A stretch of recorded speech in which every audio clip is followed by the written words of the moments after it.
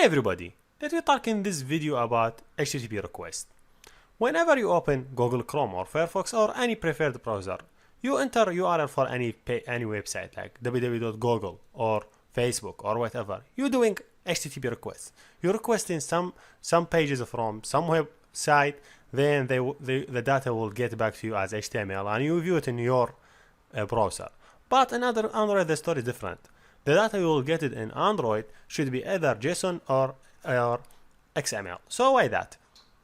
Imagine you have simple application in Android that use a database, MySQL or SQL Server that available on remote host for different purposes for your application.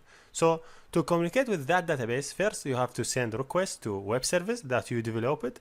Then the web service will communicate with your database. So the web service will read from the database and send you result as JSON or as XML. So the way that your phone application will communicate with the web services, and the web services will communicate with the database, and that's the story. So the mobile cannot communicate directly with the database because this doesn't work. So yes, that is what we do with HTTP.